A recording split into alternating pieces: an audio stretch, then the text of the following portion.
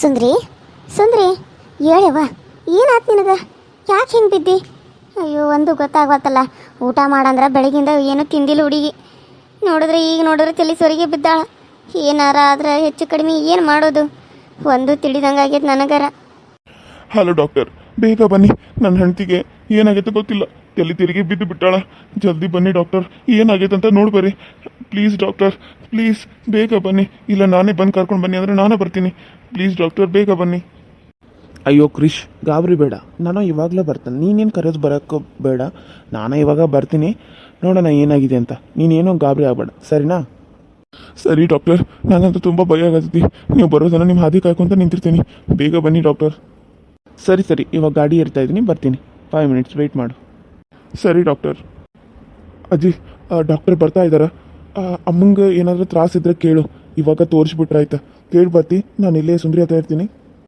ಸರಿನಪ್ಪ, ಹೋಗಿ ಕೇಳಿ ಬರ್ತಾನೆ. ಸುಂದ್ರಿ, ಸುಂದ್ರಿ, ಸಾರಿ ಸುಂದ್ರಿ, ನಾನು ಬೇಕಂತ ನಿನ್ನ ಮೇಲೆ ಕೋಪ ಮಾಡ್ಕೊಲಿಲ್ಲ. ಯಾಕೋ ಗೊತ್ತಿಲ್ಲ, ನಿನ್ನೆ ನೋಡಿದ್ರೆ ನನಗೆ ಕೋಪ ಬರುವಂಗೆ ಆಗತ್ತೈತಿ. ಆದ್ರೆ ನೀನು ಈ ರೀತಿ ತಲೆ ತಿರುಗಿ ಬಿದ್ದಿರೋದು ನೋಡಿ ನನ್ನ ಕೈಯ ತಡ್ಕೊಳಕ್ಕಾಗವಲ್ತು ಸುಂದ್ರಿ. ಎದ್ದೇಳು ಸುಂದ್ರಿ, ನಿನ್ನ ಕೈ ಮುಗಿತೀನಿ. ಎದ್ದೇಳು, ಕಣ್ಣಾದರೂ ಬಿಡು. ನೀರು ಕುಜ್ಜಿದ್ರೂ ಹೇಳಿಲ್ಲ. ಏನಾಯ್ತು ನಿನಗೆ? ನನಗೆ ಏನು ಮಾಡಬೇಕು, ಏನು ಮಾತಾಡಬೇಕು ಅಂತ ಗೊತ್ತಾಗ್ತಾ ಇಲ್ಲ ಸುಂದ್ರಿ. ಪ್ಲೀಸ್ ಸುಂದ್ರಿ, ಎದ್ದೇಳು. ನಿನ್ನ ಈ ರೀತಿ ನೋಡೋಕೆ ನನಗೆ ಆಗವಲ್ತು ಸುಂದ್ರಿ.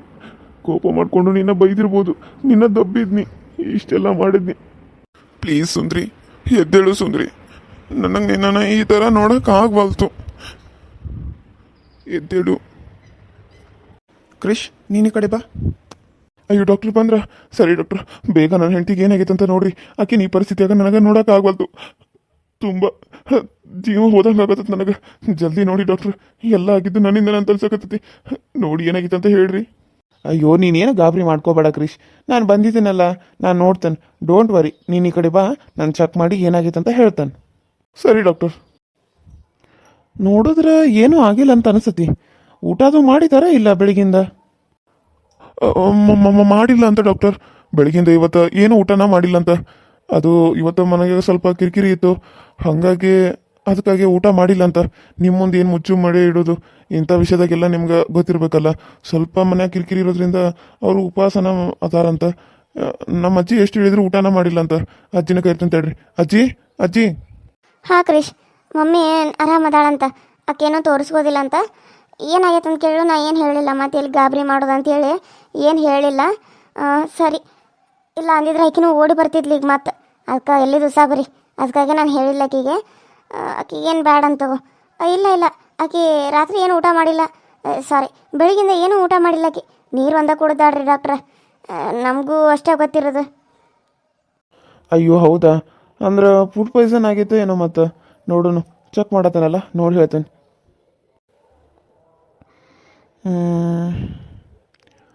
ಎಲ್ಲ ಆರಾಮಾಗೇ ಇದ್ದಾರ, ಏನು ಚಿಂತಿಲ್ಲ. ಆದ್ರೆ ನಿಮ್ಗೊಂದು ಗುಡ್ ನ್ಯೂಸ್ ಐತಿ. ಅಯ್ಯೋ, ನಾವು ಎಷ್ಟು ಗಾಬರಿ ಆಗಿದ್ದೀವ್ರ ಡಾಕ್ಟ್ರ. ಆಕಿ ತಲೆ ತಿರುಗಿ ಬೀಳಾನ ಅಂದ್ರೆ ಮೊದಲು ವಾಂತಿ ಬೇರೆ ಮಾಡಿದ್ಲಂತ.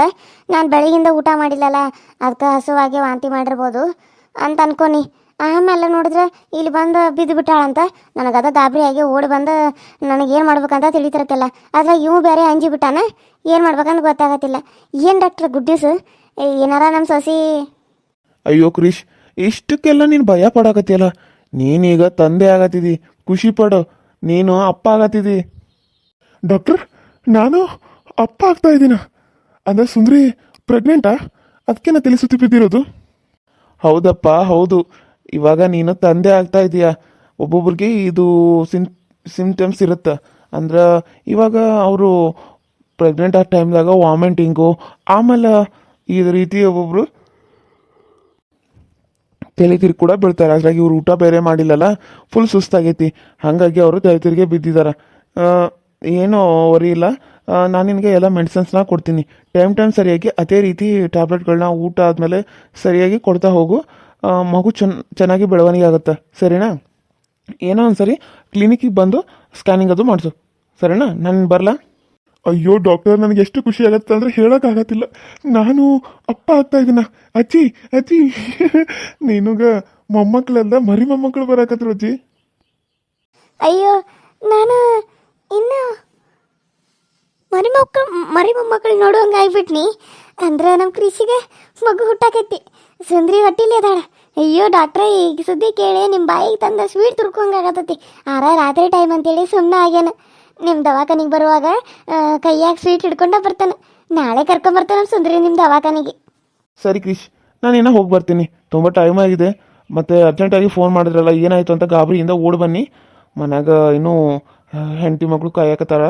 ಸೊ ಓಕೆ, ನಾಳೆ ಹಾಸ್ಪಿಟ್ಲಿಗೆ ಬಂದು ಚೆಕಪ್ ಮಾಡಿಸ್ಕೊಳ್ಳಿ, ಸರಿನಾ? ಸರಿ ಡಾಕ್ಟರ್, ಹಾಗೆ ಆಗಲಿ, ನಾಳೆನೇ ಬರ್ತೀವಿ. Thank you doctor, thank you so much. ನನಗೆ ಈ ಖುಷಿ ಕೇಳಿ ನನಗೆ ಏನು ರಿಯಾಕ್ಟ್ ಮಾಡಬೇಕು ಅಂತ ನಂಗೆ ಗೊತ್ತಾಗತ್ತಿಲ್ಲ. One second, thank you so much. Welcome. ಅವ್ರಿಗೆ ಎಚ್ಚರ ಆಗುತ್ತೆ, ಒಂದು 10 ನಿಮಿಷ ಅಷ್ಟೇ. ತಲೆ ಸುತ್ತ ಬಿದ್ದಿದ್ದಾರಲ್ಲ, ಫುಲ್ಲು ಸುಸ್ತಾಗಿ ಟೈರ್ಡ್ ಆಗಿರೋದಕ್ಕೆ ಆ ರೀತಿ ಬಿದ್ದಿದ್ದಾರೆ ಅಷ್ಟೇ. ನೀವೇನು ವರಿ ಮಾಡ್ಕೋಬೇಡಿ, ಸರಿನಾ? ನಾನೇನು ಬರ್ತೀನಿ.